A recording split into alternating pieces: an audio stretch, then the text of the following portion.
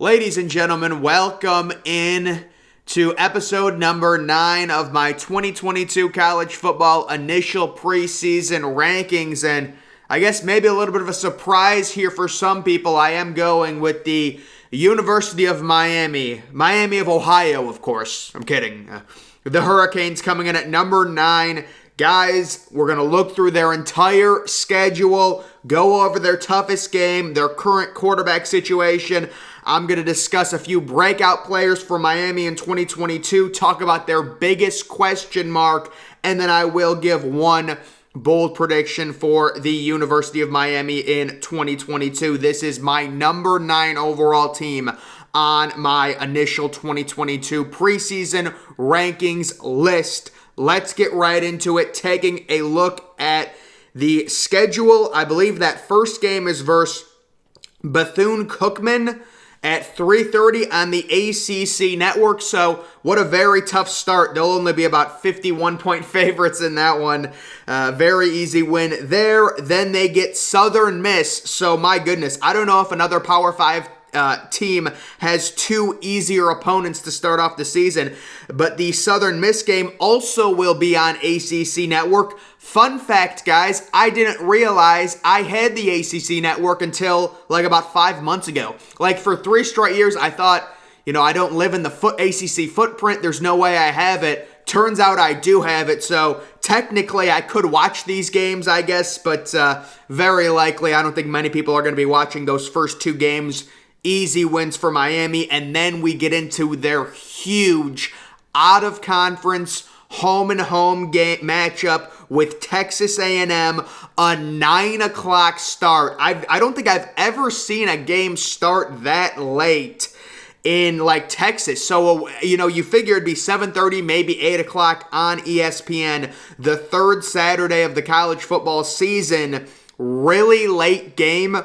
I don't know how I would feel about that if I was a Miami fan. I mean, it's a pretty late start, 9 o'clock. I'm sure Miami fans are extremely excited for this one. Texas A&M, going to Kyle Field, very daunting place, 100,000 fans, going to be very loud. But you would think Miami would at least have the QB advantage with Tyler Van Dyke.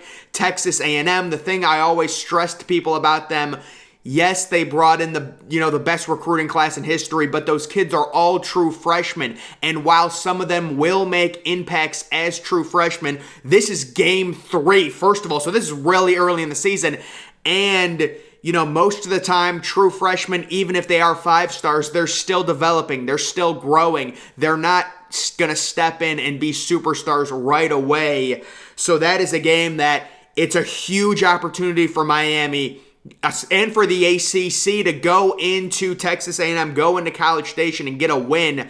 I believe Texas A&M is favorites barely at this point, but Miami, huge opportunity facing an extremely young, very talented, but an extremely young Texas A&M team, week 3, and then they get Middle Tennessee. So their non-conference strategy is schedule 3 cupcakes and then face one, home and home hard team. So a fairly easy non-conference. I mean, you're virtually guaranteed to at least go 3-1. Middle Tennessee, I would say that game's probably going to be on at noon on ACC Network. I would be shocked if that game was on any other network. Maybe a 3:30 game on ACC Network. One of the main problems Miami has, of course, is they're playing at Hard Rock Stadium, which is the Dolphins Stadium. You would love to see the Miami Boosters really step up and try and get a campaign going to fund, potentially constructing their own college football stadium. You could make it a whole vibe, a party vibe in Miami.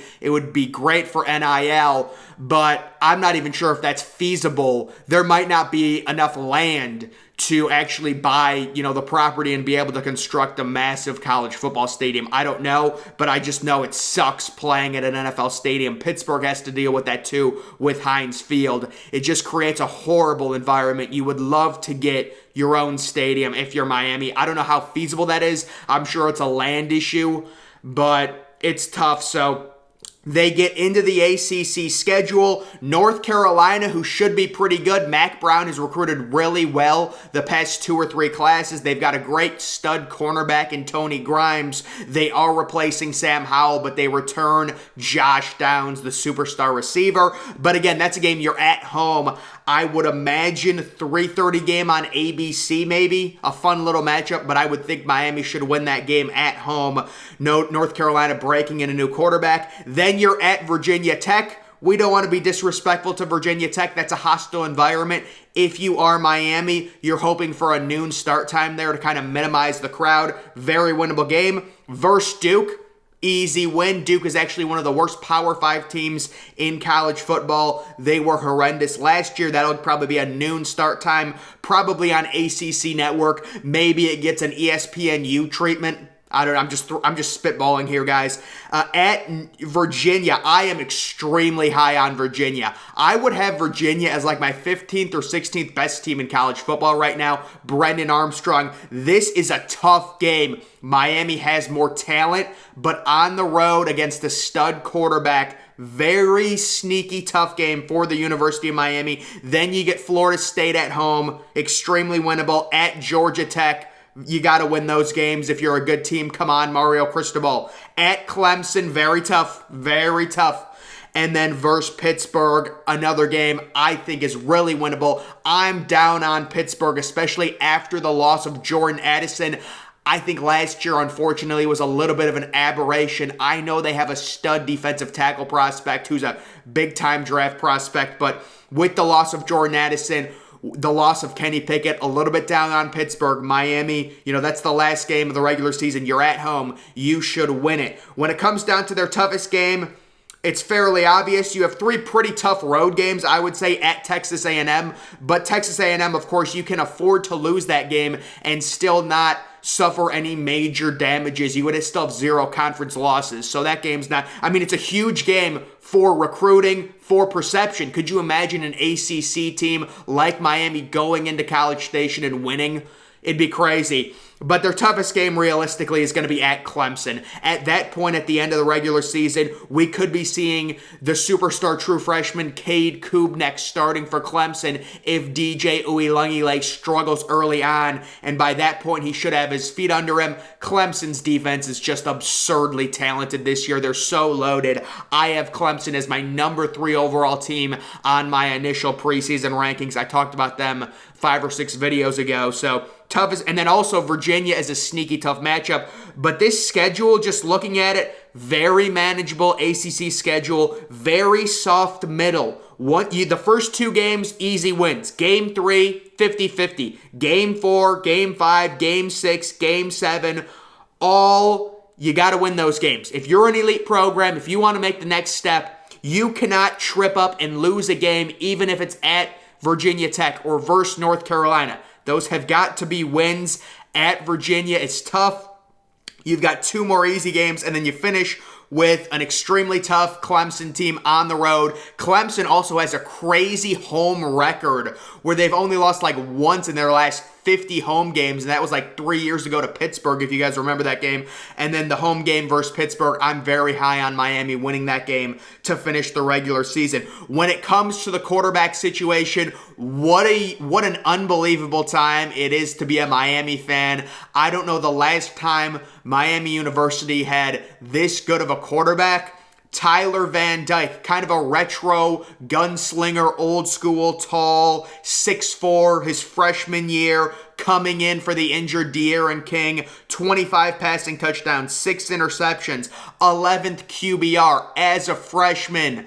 Extremely strong arm. Almost comparisons like to Josh Allen when he was on Wyoming. This dude is so fun to watch, and he's sneaky athletic. It's going to be so interesting to see how he develops. They have a great quarterback situation for the first time in a while in Miami. And then when it comes to a few different breakout players, receivers, they're going to need a receiver. Who's the go-to guy for Tyler Van Dyke? I think it could be Keyshawn Smith, who was a redshirt freshman last year. He's 6'1". He had 33 receptions for just over 400 yards and 3 touchdowns. He could emerge as the go-to guy for Tyler Van Dyke. They also have a really good tight end as well. Really athletic, long, that was like a really high 4-star recruit that I'm high on.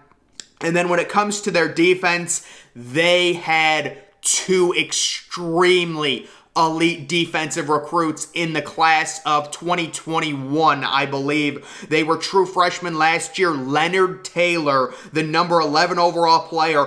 I think he was the number 3 overall player on 247 Sports' solo rankings. Number 3 overall. This is a generational type defensive lineman. And then also James Williams, a stud safety, the number 1 safety in his class. These guys are both going to be true sophomores or redshirt freshmen. I'm not sure if they played in enough games. Either way, they're both going into their second years, and you're going to need them to step up. They also got a transfer from Georgia, a cornerback who I love, Stevenson, really highly regarded recruit. Didn't play a lot at Georgia, transferred, played a little bit last year. They need him to step up and be a shutdown cornerback. This defense should be impressive. Also, another guy I just saw, Corey Flagg Jr., the linebacker who had a very impressive freshman season, very active, 35 total tackles, 3 sacks, and an interception. He can spearhead the defense. He can take that next step as a sophomore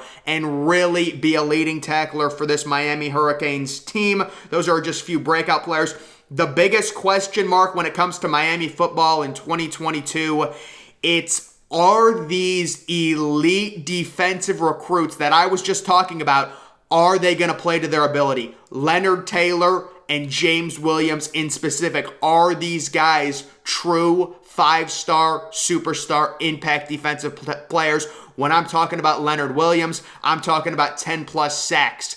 You can really change this defense and make it borderline elite, and that's more than good enough in the ACC with how easy the conference is overall to win basically every game except the game at Clemson. So the biggest question to me, we know Tyler Van Dyke should develop. They return basically all of their running backs.